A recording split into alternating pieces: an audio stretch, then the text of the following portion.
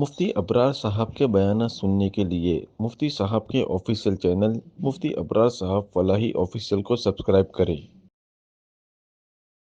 اعوذ باللہ من الشیطان الرجیم بسم اللہ الرحمن الرحیم وَإِذْ قُلْنَا لِلْمَلَائِكَةِ اسْجُدُوا لِآدَمَ فَسَجَدُوا إِلَّا إِبْلِيسَ قَالَ أَسْجُدُ لِمَنْ خَلَقْتَ طِينًا قَالَ أَرَأَيْتَكَ هَذَا الَّذِي كَرَّمْتَ عَلَيَّ لئن أخرتني إلى يوم القيامة لأحتنكن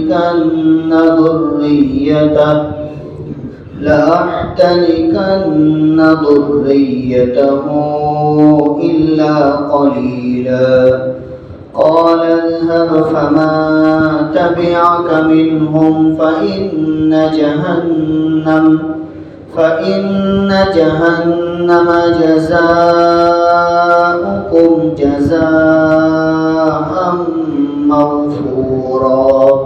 صدق اللہ العظیم۔ اور یاد کرو اس وقت کو جب ہم نے فرشتوں کو اس بات کا حکم دیا کہ وہ آدم کے سامنے سجدہ کرے،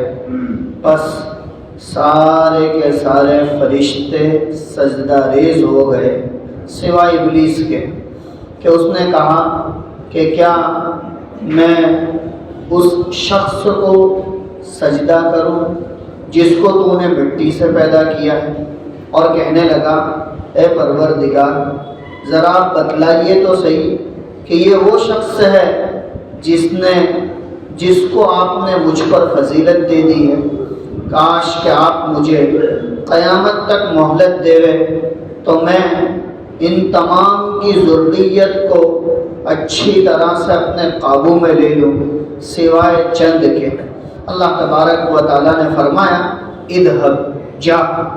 فمن تبعک منہم، اس میں سے جو کوئی بھی تیری پیروی کرے گا پس جہنم تمہارا پورا بھرپور ٹھکانہ ہوگا۔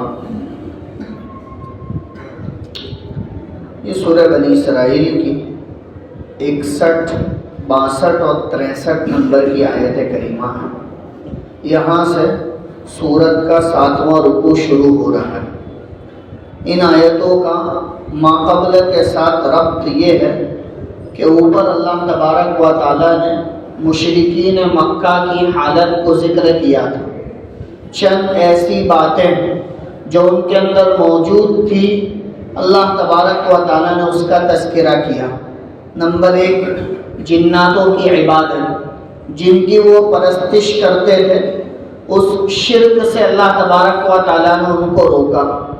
دوسرے نمبر پر وہ معجزہ جو انہوں نے پیغمبر علیہ السلام سے طلب کیا تھا کہ کوہ صفا کو سونے کا بنا دیا جائے اور مکہ مکرمہ کے اطراف کے پہاڑوں کو دور منتقل کر دیا جائے تاکہ ہم کھیتی باڑی کر کے اپنی زمین کو بہتر بنائیں۔ اور تیسری بات جو یہاں پر ذکر کی گئی تھی مشرکین مکہ کی طرف سے،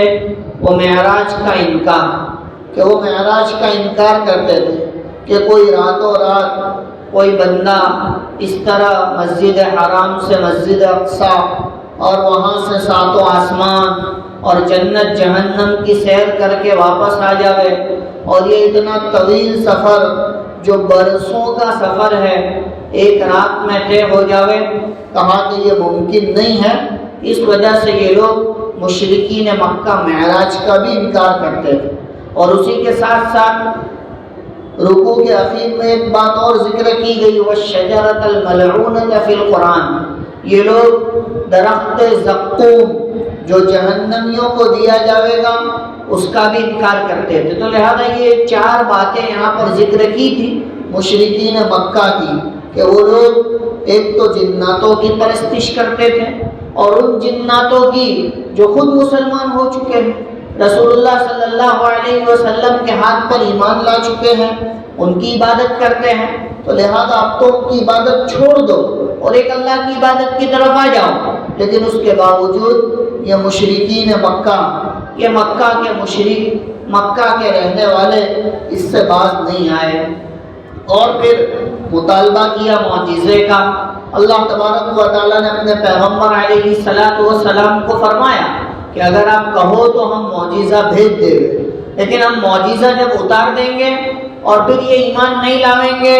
تو ہم ان کو ملیامت کر دیں گے، اس لیے کہ ہمارا یہ قانون ہے، ہمارا یہ دستور ہے کہ جو قوم ہم سے معجزہ طلب کرتی ہے اور ہم اسے منہ مانگا معجزہ دے دیتے ہیں اور اس کے بعد بھی وہ ایمان نہیں لاتے ہیں تو پھر ہم ان کو ملیامت کر دیتے ہیں۔ یہ دوسری بات۔ تیسری بات، مشرکین مکہ جس کا انکار کرتے تھے وہ معراج کا واقعہ، کہ معراج کے واقعے کو وہ نہیں مانتے تھے، جیسا کہ آج بھی دنیا میں بہت سارے لوگ ایسے موجود ہیں کہ جو معراج کے واقعے کا انکار کرتے ہیں، مسلمانوں میں سے نہیں، غیروں میں سے بہت سارے ایسے ہیں کہ وہ معراج کے واقعے کا انکار کرتے ہیں اور اس کی چند وجوہات وہ اپنی عقل کے اعتبار سے پیش کرتے ہیں۔ لیکن جیسا کہ بات ذکر کی گئی کہ معراج کا واقعہ ایک ایسا واقعہ ہے جو کافر کے کفر میں اضافہ کرتا ہے،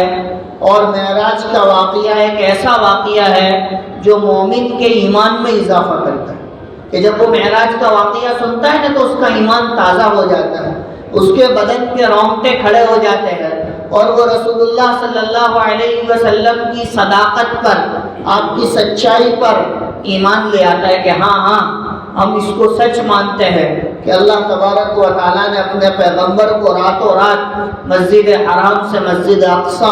اور وہاں سے ساتوں آسمان اور جنت جہنم کی سیر کرا کر چند تحفوں کے ساتھ واپس کیا۔ خود اللہ تبارک و تعالیٰ نے اپنے کلام میں بھی اس کو ذکر کیا ہے۔ لہذا چوتھی بات، شجرہ ملعونہ، زقوم کا درخت، کہا کہ یہ جہنمیوں کو دیا جائے گا، اور جہنمی جب بہت زیادہ بھوکے ہو جائیں گے، بھوک ان کی انتہا کو پہنچ جائے گی، تب وہ جہنم کے داروغہ سے، جہنم میں موجود فرشتوں سے یہ درخواست کریں گے کہ ہم کو کچھ کھانے کو دو۔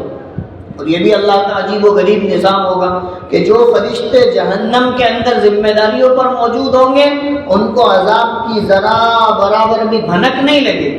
ذرا بھی تکلیف نہیں ہوگی ان کو، وہ اپنے کام پر مامور ہوں گے، اور جو جہنمی ہوں گے وہ سارے کے سارے تڑپ رہے ہوں گے۔ تو لہٰذا جب یہ بہت زیادہ بھوک سے اور پیاس سے بےتاب ہو جائیں گے تو کھانا طلب کریں گے، اور کھانے میں ان کو زقوم کا درخت دیا جائے گا، جس کو ہماری زبان میں تھوہڑ کا درخت کہتے ہیں، جو کانٹے دار درخت ہوتا ہے اور اس کی شکل سانپ کے پھن کی طرح ہوتا ہے، سانپ کا جو آگے کا منہ ہوتا ہے کہا کہ اس کے جیسا یہ درخت ہوتا ہے اور یہ کانٹے دار درخت ہوتا ہے، کہا کہ یہ دیا جائے گا۔ سب سے پہلے ان کے حلق کے اندر وہ پھنس جائے گا اور وہ ایسا پھنسے گا کہ نیچے اتار نہیں سکیں گے، اور اس کو اتارنے کے لیے پانی طلب کریں گے، اس لیے کہ ان کو یاد آئے گا کہ دنیا میں جب کوئی چیز ہمارے گلے کے اندر پھنس جاتی تھی تو ہم پانی کے ذریعے سے اس کو اتارتے تھے، تو لہٰذا وہ پانی طلب کریں گے۔ تو جہنم کا کھولتا ہوا پانی جو ہے اس کو دیا جائے گا، اور وہ پانی پیے گا تو وہ درخت تو نیچے اترے گا نہیں، بلکہ وہ پانی اتنا خطرناک ہوگا کہ اس کے پورے پیٹ کی آنتوں کو جو ہے وہ پھاڑ دے گا، اور پورا پیٹ اس کا جو ہے وہ گڑبڑ والا ہو جائے گا۔ لہذا یہ زقوم کا درخت، تو مشرکین مکہ اس کا مذاق اڑاتے تھے اور یوں کہتے تھے کہ محمد صلی اللہ علیہ وسلم جس زقوم کے درخت کا تذکرہ کرتے ہیں وہ تو مکھن اور کھجور کو کہا جاتا ہے، جو ہم کو وہاں قیامت کے دن دیا جائے گا۔ اور پھر مذاق کے طور پر اپنی باندیوں کو حکم دیتے اور کہتے کہ لاؤ وہ زقوم لاؤ، ہم وہ زقوم چکھے۔ تو لہذا ان کی باندیاں کھجور کے اوپر مکھن لگا کر لاتی اور ان کو پیش کرتی اور وہ کھاتے، اور رسول اللہ صلی اللہ علیہ وسلم کی مذاق اڑاتے تھے۔ اس وجہ سے بعد والے رکوع کے اندر وہی بات ذکر کی گئی ہے کہ انسان دو چیزوں کی وجہ سے اللہ کی نافرمانی کرتا ہے، ایک تو اپنے نفس کی وجہ سے کہ اس کا نفس جس چیز پر اس کو آمادہ کرتا ہے وہ کر بیٹھتا ہے، اور دوسرا شیطان ملعون کی وجہ سے، کہ شیطان جب وسوسے ڈالتا ہے تو انسان اللہ تبارک و تعالیٰ کی نافرمانی پر اتر آتا ہے، جیسا کہ اوپر مشرکین مکہ کی نافرمانی ذکر کی گئی۔ اور ان دونوں میں یعنی شیطان کا وسوسہ اور اپنے نفس کا وسوسہ، ان دونوں میں نفس کا وسوسہ زیادہ خطرناک۔ عام طور پر انسان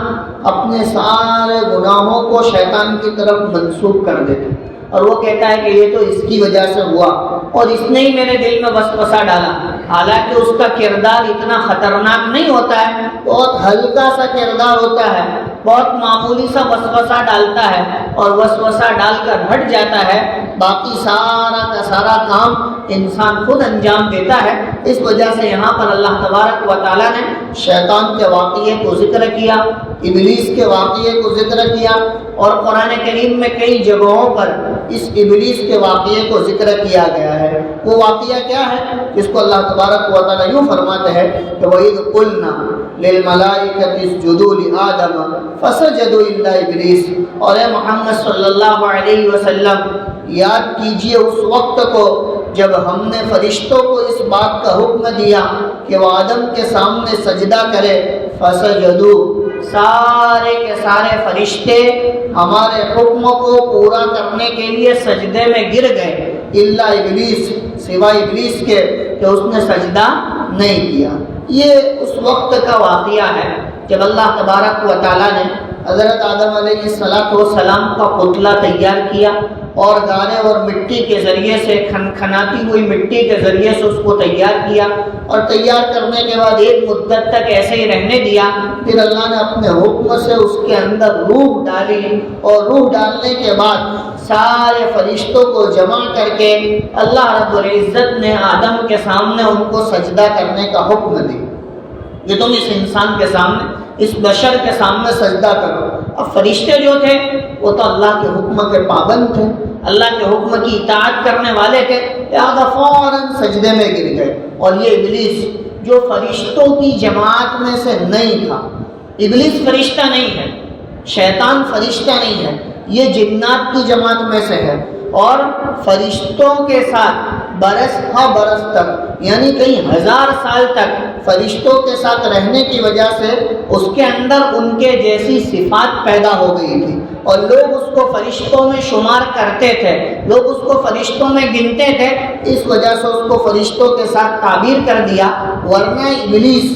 شیطان، ابلیس سب سے بڑے شیطان کو کہا جاتا ہے، جو سب سے بڑا ہیڈ ہوتا ہے، اور اس کے ہاتھ نیچے کام کرنے والے شیاطین الگ ہوتے ہیں، ہر ایک کو الگ الگ کام پر مامور کیا ہے۔ اسی وجہ سے حدیث پاک کے اندر آتا ہے کہ جب صبح ہوتی ہے اور بازار جب کھلنے کو آتے ہیں تو شیطان اپنی پوری جماعت کو لے کر ابلیس کے ساتھ جو ہے وہ آ جاتا ہے، اور پورے بازار کے اندر پھیل جاتا ہے،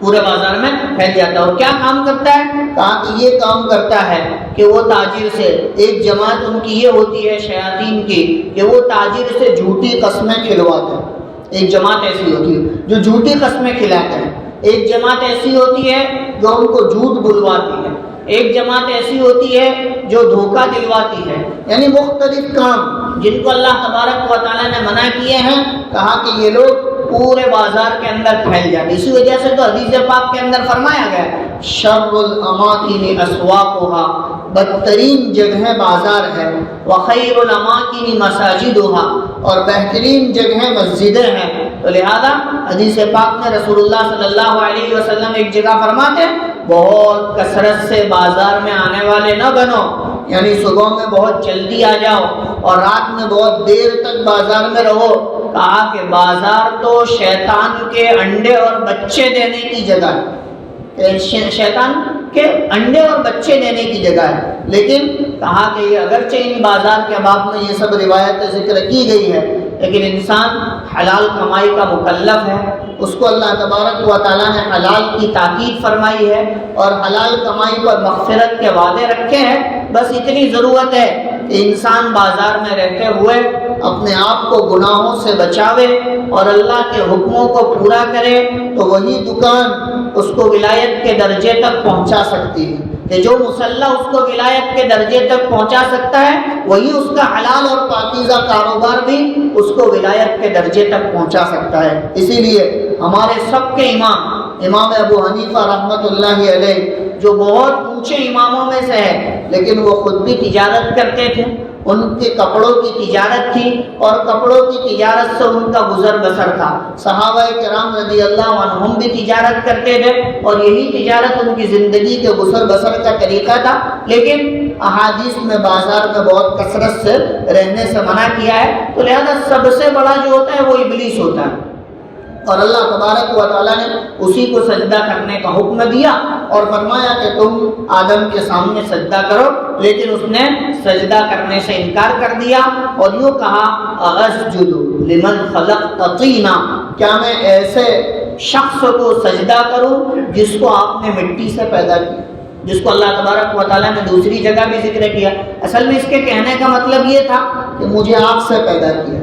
جناتوں کو اللہ نے آگ سے پیدا کیا، فرشتوں کو اللہ نے اپنے نور سے پیدا کیا، فرشتوں کو اللہ نے نور سے پیدا کیا ہے، اور جناتوں کو اللہ نے آگ سے پیدا کیا ہے، اور انسانوں کو اللہ تبارک و تعالیٰ نے مٹی سے پیدا کیا ہے۔ تو لہذا اس کا یہ سوال تھا کہ جو چیز مٹی ہے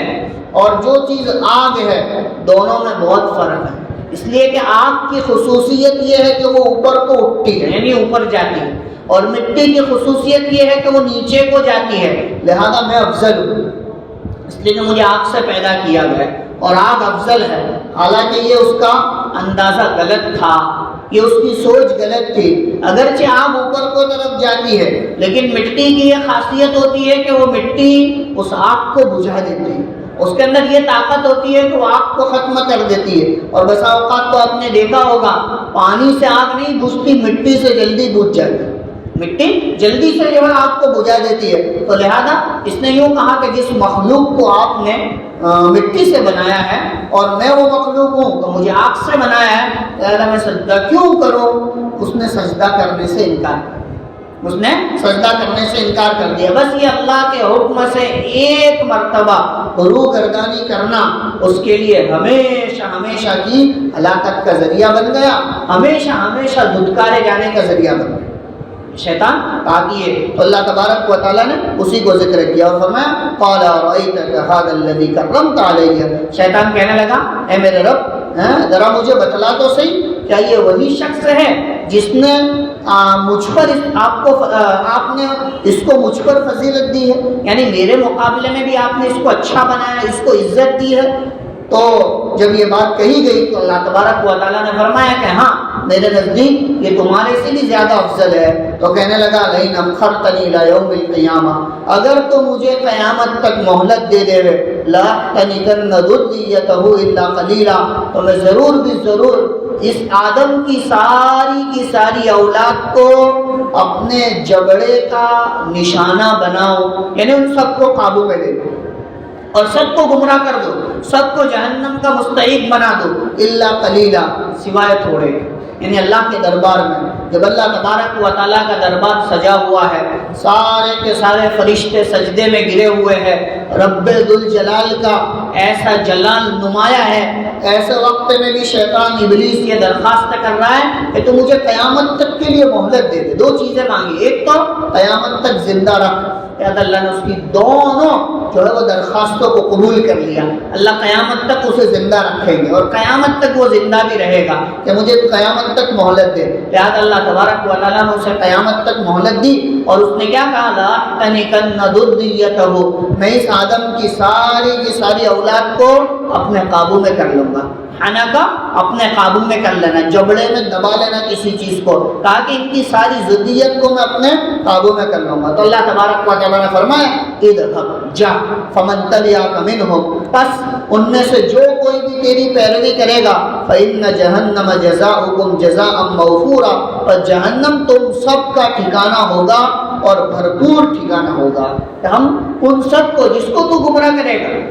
ایک جگہ پر اللہ تبارک و تعالیٰ نے 14ویں پارے میں یوں ذکر کیا الا عبادک منہم المخلصین، مگر میرے وہ مخلص بندے جو تیری جپٹ میں نہیں آئیں گے، تیری بات نہیں مانیں گے، ان کو میں نجات دوں گا۔ تو لہٰذا فرشت جو ہے وہ ابلیس نے ایک چیلنج کیا، اللہ تبارک و تعالیٰ نے اس کو رخصت اور اجازت دے دی۔ ایک طرف اس کی طاقت چلتی ہے، ایک طرف اللہ کی طاقت چلتی ہے، اور دونوں اپنے اپنے مقابلے میں جو ہے وہ کھڑے ہیں۔ لہذا اللہ رب العزت نے یہاں پر شیطان کے مکر کو اور اس کی بات کو ذکر کر کے یہ بتلایا کہ انسان شیطان کے